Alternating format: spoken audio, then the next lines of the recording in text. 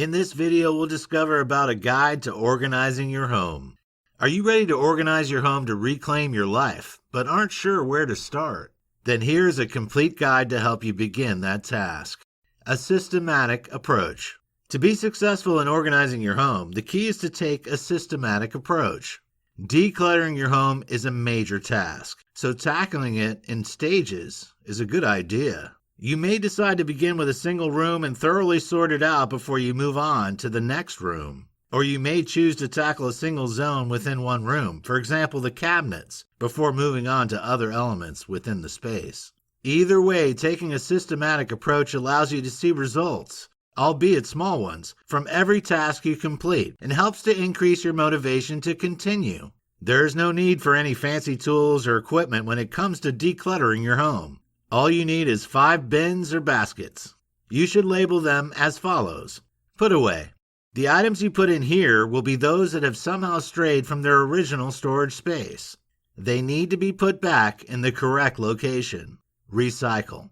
This is for items that require recycling like paper, glass, and plastic. Mend or fix. This container should be used for any items that need repairing, cleaning, or mending. Trash. If the item is no longer needed by any household member, and it would be no good to donate or recycle, throw it in this bin to put into the household trash.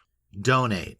If you don't want an item anymore, but a charity or another person may want it, you can put it in this basket. Tackling the floors, drawers, and closets.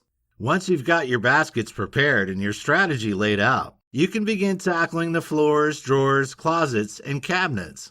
It makes sense to begin in a single room, work through it completely, and then move on to the next. It may be a good idea to begin with your bathroom, since the clutter here is likely to be relatively minimal. Begin with the medicine cabinet. Discard any outdated products, makeup, or medications, and immediately put all items to keep back in the cabinet. Move on to the drawers. Take everything out. Decide what needs to be kept and what needs to be thrown out, and then put the items you want to keep back in the drawers. Repeat with the tub and shower and any other items from under your sink. If any items remain that are not trash, sort them out quickly into the 5 baskets so you can deal with them later. The bedroom is a bigger task. It makes sense to begin with your nightstand. Remove anything that doesn't belong and sort it into the appropriate basket. If there are any items you don't use, like an empty tissue box, a broken charger, or a pen that doesn't work, get rid of them. Next, move on to the chests, bureaus, and dressers. If any clothing is strewn around, put it in the laundry basket if it needs washing, or into the put-away bin if it needs to be hung up or folded into a drawer. Empty your bureau, drawers, and cabinets and put any items that are still in good condition but that you no longer wear into the donation basket. Put away all the remaining clothing neatly. No matter how tempted you may be to simply put the items back into drawers or cabinets, avoid that temptation. Put them into the put-away basket and deal with them later.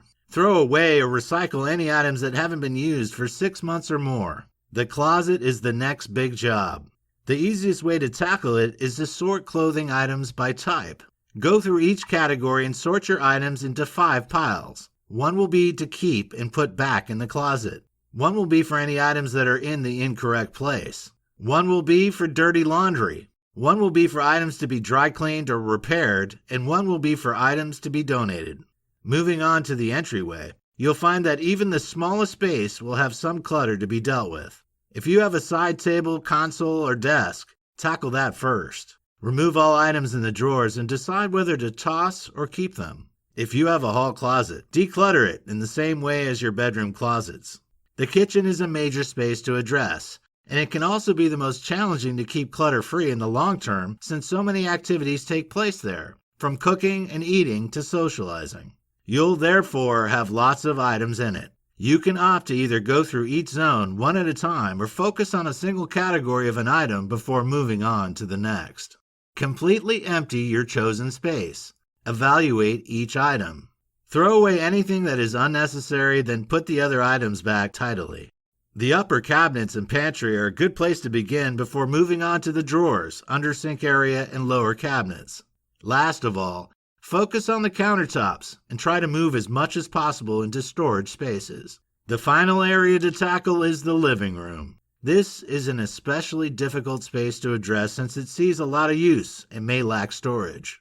To begin, decide on where you're going to store all your commonly used items like your books, magazines, and remote controls. Then begin decluttering your side tables, console, and bookcases before moving on to your entertainment center and coffee table. Put any books away. If there's any paperwork to deal with, put it to one side and fold up any blankets. Check your electronic items and get rid of any that don't work. Store any gadgets, controllers, gaming equipment, and chargers in a convenient but hidden location.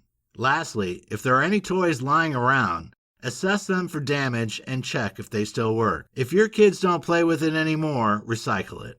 Put any remaining items away tidily. Bringing in help. When you're trying to organize an entire house, it can be a major job, especially if you're living in a large household. If this applies to you, it's time to bring in some help in the form of your friends or family. Draft the kids in to help declutter their own rooms and to put away their own items. Make sure they know where key items will now be stored away so they know where to put them back after use. If you have no friends or family to help you, you may be able to find a cleaning service that will give you some assistance with the task. Top tips for home organization. Need a few more tips to help you organize your home and your mind? Here are some of the best. Begin in one place.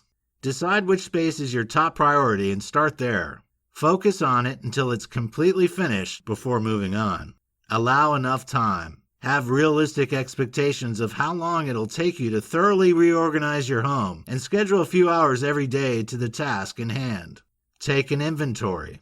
After any unwanted items are removed, inspect what remains and decide if it's in the right or wrong place.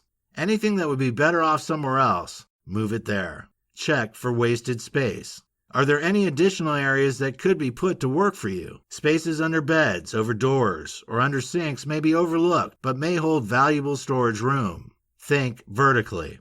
This is especially important if you live in a small home.